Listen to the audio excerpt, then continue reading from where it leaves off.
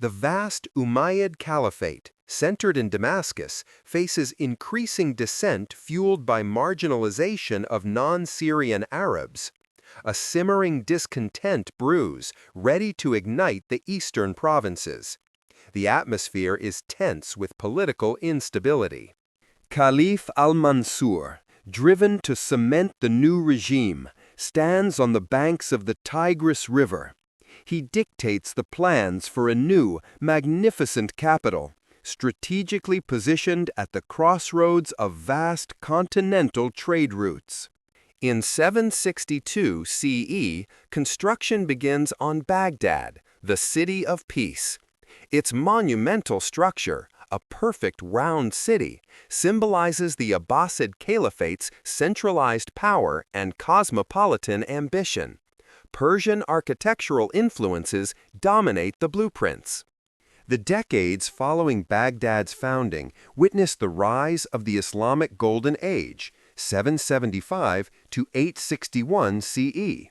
Wealth flows into the capital, supporting political stability and fueling a state policy dedicated to promoting scientific and cultural achievements. The Abbasid inclusion of Persian, Indian, and Greek scholarly traditions creates a multicultural society. Scholars from diverse backgrounds converge in Baghdad, celebrating knowledge as a key symbol of the Caliphate's immense power and prestige. Young Al-Khwarizmi is born into this ascendant world order, benefiting from the era's intellectual freedom and prosperity. His future scholarly pursuits are secured by the powerful, deliberate state funding of scientific inquiry. Caliph Harun al-Rashid, patron of the arts and sciences, establishes a private library, the Khizanat al-Hikmah. This initial library of wisdom begins the crucial collection of rare and influential manuscripts from across the ancient world. Under Harun al-Rashid's son, the scientifically minded Caliph al-Ma'mun, the institution expands dramatically. The private library is transformed into the legendary House of Wisdom, Beit al-Hikmah, the premier center of global learning. The House of Wisdom grows into a sprawling complex featuring multiple branches for specialized knowledge, dedicated living quarters for scholars, and one of the first state-of-the-art astronomical observatories in the region. Al-Ma'mun commissions the monumental translation movement, a state-sponsored effort to acquire and translate the world's greatest texts into Arabic. Arabic rapidly becomes the international language of scientific discourse and scholarship. Translators diligently work on Greek masterpieces, rendering Aristotle's philosophy, Euclid's geometry, and Ptolemy's astronomy into the new scientific lingua franca. The House of Wisdom buzzes with quiet, focused intellectual labor. Hindi or Farsi scientific treatises, crucial repositories of mathematical and astronomical innovation, are also meticulously translated. The scholars integrate knowledge from Sanskrit and Pahlavi, enriching the intellectual melting pot. A popular legend describes Caliph al-Ma'mun dreaming of a conversation with Aristotle, inspiring the translation project. The image captures the caliph's profound reverence for Hellenistic intellectual heritage and its transmission. The renowned translator Hunayn ibn Ishaq receives payment in gold equal to the weight of his completed manuscripts. This lavish incentive ensures the highest quality translation work and underscores the caliph's dedication. Within the House of Wisdom, Muslim, Christian, and Jewish scholars collaborate side by side. The atmosphere is charged with vibrant, peaceful discourse, sharing ideas across cultural and religious traditions under royal protection. Al-Khwarizmi works alongside giants like the Banu Musa brothers, engineers and mathematicians, and the multifaceted philosopher Al-Kindi. The bustling, ink-stained halls facilitate constant debate and critical examination of scientific theories. Scholars are not cloistered academics. They are active state functionaries, serving as engineers, architects, and official calendar keepers. Their work is immediately applicable to the caliphate's administrative and infrastructural needs. Al-Mamun commissions practical, large-scale scientific projects, including the ambitious task of creating a comprehensive world map and an empirical project to measure the circumference of the Earth. The immense royal patronage demonstrates the Abbasid Caliphate's desire to project cultural and intellectual supremacy to the world. Science is deliberately wielded as a powerful instrument of state prestige. Visual inspiration is drawn from grand 13th century library scenes, hushed halls filled with scrolls, inkpots, and scholars leaning over illuminated manuscripts, capturing the intensive atmosphere of the Baghdad intellect. Some historians suggest the House of Wisdom was not a single formal academy, but a diffused network of Khalifa libraries and scholarly circles. This ambiguity adds a layer of mystery to the Golden Age's true organization. This debate highlights a society-wide passion for knowledge, suggesting the intellectual flowering was a comprehensive social phenomenon, not merely the result of a single monumental institution. The identity of Al-Khwarizmi remains shrouded in historical ambiguity despite his fame. His full name, including Al-Khwarizmi, points to Khwarizm, a region covering parts of modern Uzbekistan and Turkmenistan. This geographic identifier supports the most accepted theory. Al-Khwarizmi was a Persian scholar whose family originated from the eastern region of Greater Iran, aligning with the Abbasid eastward shift.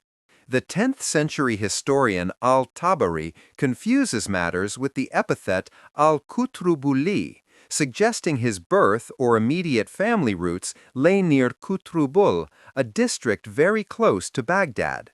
Scholars suggest Al-Khwarizmi's ancestors might have migrated from Khwarizm, while he was born and raised near the intellectual capital where he ultimately flourished and found his fame. Al-Tabari's controversial second epithet, al-Majusi, refers to Zoroastrians, sparking debate over Al-Khwarizmi's ancestral religious background before the rise of Islam in Persia. It is highly probable that his ancestors were Zoroastrians, a common heritage for Persian families of that era, but his famous work clearly demonstrates his deeply pious personal Islamic faith. Some historians argue that al-Majusi might be a scribal error, conflating him with another individual, while others dismiss the label as later politically motivated propaganda attempting to discredit him. This biographical vacuum forces posterity to understand the man primarily through his intellectual output. The systematic precision of his mathematics survives clearly, while the details of his life are lost to time. Al-Khwarizmi's life, c. 780 to 850 CE, spans the powerful reigns of caliphs Al-Mamun and Al-Mu'tasim. The era is visually marked by the grandeur of the Abbasid court and the constant exchange of philosophical ideas. Around 820 CE, Al-Khwarizmi is formally appointed as a scholar at the House of Wisdom.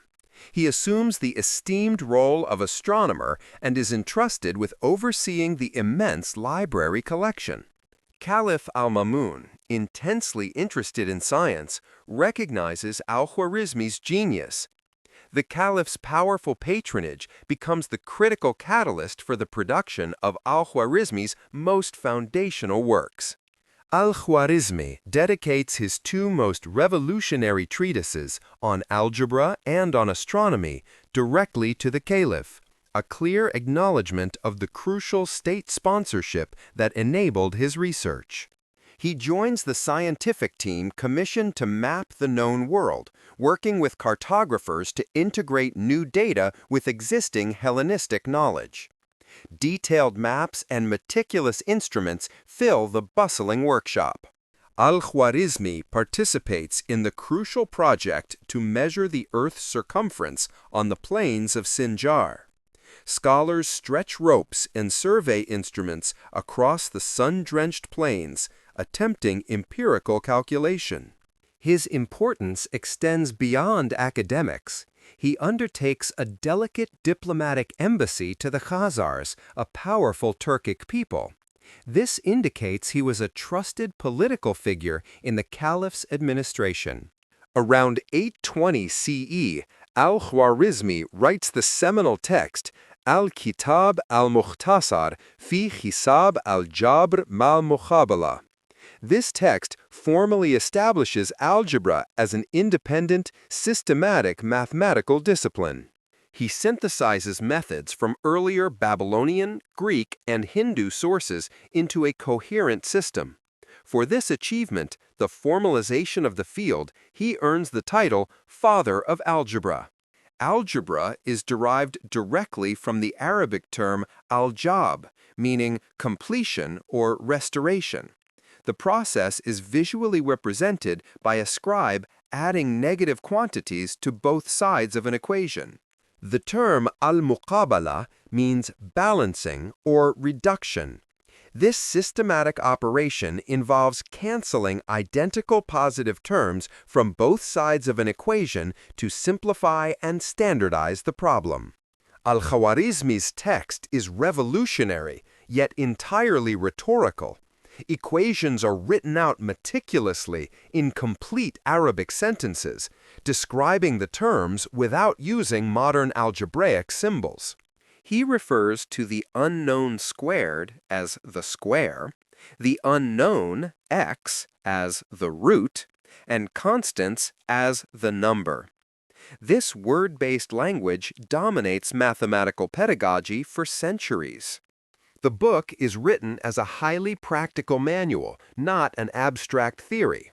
Al-Khwarizmi explicitly states his aim to solve common problems in inheritance, trade, partition, and lawsuits. Because he avoids negative numbers and the use of zero as a coefficient, Al-Khwarizmi must systematically classify all linear and quadratic problems into exactly 6 canonical forms. Squares equal to roots. The equation ax squared equals bx is shown conceptually, illustrating a fundamental relationship between two unknown quantities. The second form is squares equal to numbers, where ax squared equals c. This represents a problem where the unknown squared relates directly to a constant value, vital for geometric area calculations. The third form established is roots equal to numbers, or bx equals c. This is the simplest linear relationship, where the magnitude of the unknown is directly proportional to a constant. The fourth, more complex form is squares and roots equal to numbers, written as ax squared plus bx equals c. This is the classic quadratic equation combining all 3 term types on opposite sides. The fifth form is squares and numbers equal to roots, or ax squared plus c equals bx. This subtle reordering demands a different procedural step than the previous canonical form. The sixth and final classification is roots and numbers equal to squares. bx plus c equals ax squared. This comprehensive structure ensures every possible combination of terms is addressed and solved. For each of the 6 types, Al-Khwarizmi provides a clear, exhaustive, and systematic step-by-step rule for finding the unique solution, establishing the foundation of algorithmic thinking. He famously bolsters his algebraic rules with geometric proofs, visually illustrating the process. Drawings of squares and rectangles are used to justify abstract manipulations. The powerful technique of completing the square is visually demonstrated. A central square is surrounded by rectangles, showing how adding specific areas standardizes the total area. That concludes with extensive sections on practical mensuration, providing rules for calculating the areas and volumes required for architecture and construction projects. A lengthy and detailed chapter is dedicated to applying his new algebraic methods to the incredibly complex rules of Islamic inheritance law, fara'id, solving ancient legal quandaries.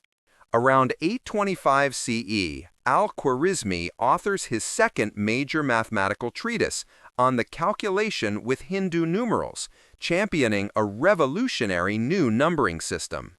The treatise introduces the positional base 10 system, utilizing only 10 symbols, 0 to 9. This radically efficient method stands in stark contrast to cumbersome Roman or previous Arabic systems. A key innovation explained is the concept of 0, not as a value, but as a critical placeholder. This symbol allows for accurate representation of large numbers and facilitates complex arithmetic. It is through these Latin translations that Al-Khwarizmi's name, algorithmi, becomes permanently attached to the concept of systematic calculation, giving rise to the modern word algorithm. A scholar in a 12th century scriptorium copies the Latin title Algoritmi de numero indurum. The Latinization of the author's name becomes synonymous with the numerical procedure itself. Al-Khwarizmi did not invent the system. Its origins lie in India, where the principles of positionality and zero were established. He was the most important early popularizer in the Arabic world. His treatise systematically explained the use of the numerals in arithmetic, providing the essential practical vehicle for transmission to the West, where it would ignite the scientific revolution. The paradoxical legacy is clear. His rhetoric, word-based algebra, gave us its name, Algebra, while his championing of symbolic numerals gave his own name to the computational procedure, algorithm. This makes Al-Khwarizmi a pivot point, a master of traditional rhetoric while simultaneously advocating for the highly symbolic system that would eventually render that traditional style obsolete. Al-Khwarizmi turns his attention to geography, completing Kitab Surat al-Ard, the image of the earth, around 833 CE, a monumental revision of Ptolemy's 2nd century geographical work. His scholars meticulously correct Ptolemy's errors, particularly shortening the length of the Mediterranean Sea and providing newly calculated, more accurate coordinates for Asian and African landmarks. The book is a raw data powerhouse, listing the latitudes and longitudes for more than 2,400 places in the known world. It is the most comprehensive geographical index of its time. His major astronomical work, the Zij al-Sindh, is a complex synthesis of global scientific traditions, blending Hindu, Greek, and Persian methods into a unified handbook. The term Zij signifies an astronomical handbook. Sindh refers to the Indian Siddhanta treatises, demonstrating the work's debt to 7th century Indian astronomers like Brahmagupta. The Zij contains 37 chapters covering calendrical calculations and astronomical theory, accompanied by 116 extensive tables of data for practical application. These critical tables enable scholars and court astronomers to accurately calculate the future positions of the Sun, the Moon, and the 5 known classical planets. The work also includes a detailed table of signs, a foundational element of trigonometry, and successfully integrates Ptolemaic concepts into emerging Islamic science. Al-Khwarizmi extends his practical science to instrument design, writing specific treatises on the effective use of the astrolabe and the practical measurements provided by the sundial. He is credited with potentially inventing the sign quadrant, an advanced device used for precise astronomical and navigational measurements, underscoring his engineering acumen. The loss of the original means modern scholars cannot be entirely certain how much the Latin versions, potentially altered for European understanding, differ from Al-Khwarizmi's initial exposition. The maps accompanying his Kitab Surat al-Ard, including the famed Al-Surat al-Ma'muniyah commissioned by the Caliph, are also tragically lost, leaving only textual coordinates. Modern cartographers use Al-Khwarizmi's surviving exhaustive lists of latitudes and longitudes to meticulously reconstruct these lost 9th century Abbasid geographical views of the world. Other minor works, such as a rumored political history featuring horoscopes of prominent figures, are mentioned in later texts but have vanished completely, leaving tantalizing gaps. The figure who influenced medieval Europe was the Latin Al-Khwarizmi, whose ideas were filtered and sometimes altered by translators like Edelard of Bath, demonstrating knowledge transmission's complexity. While Al-Khwarizmi focused on public mathematics, his contemporary Al-Kindi, also at the House of Wisdom, pioneered the science of code breaking using systematic methodology. Al-Kindi is recognized as the father of cryptanalysis, the technique for deciphering coded messages. His groundbreaking treatise described the world's first method for code breaking. Al-Kindi introduced frequency analysis, counting symbols in a ciphertext and matching them to the known frequencies of letters in the original language, revealing the hidden pattern. The simultaneous development of Al-Khwarizmi's systematic algorithms and Al-Kindi's systematic cryptanalysis reveals a powerful new intellectual toolkit emerging in 9th century Baghdad.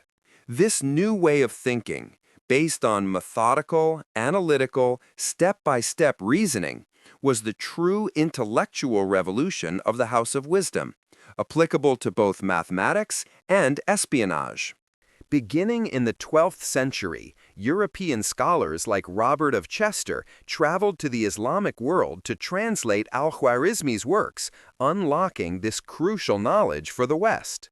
His Algebra quickly became the standard mathematical textbook across European universities, instructing students for centuries and fundamentally reshaping Western curricula. Al-Khwarizmi directly influenced Leonardo of Pisa, known as Fibonacci, who learned of the Hindu-Arabic numeral system through Arabic sources and popularized it in Europe. Algebra becomes the universal language of modern science and engineering, providing the essential framework for describing the laws of physics and building technological structures. Algorithm becomes the fundamental concept of the digital age, representing the set of instructions that powers every piece of software, internet search, and digital transaction. The journey of his ideas, from solving mundane inheritance problems for a caliph to becoming the foundational principle of all computer science, is a monumental testament to his legacy.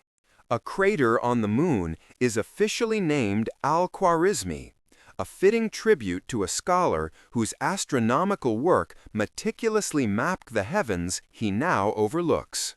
His true monument is the logical, computational world we inhabit today, a world structured by the mathematical precision and analytical methods he first championed more than a millennium ago.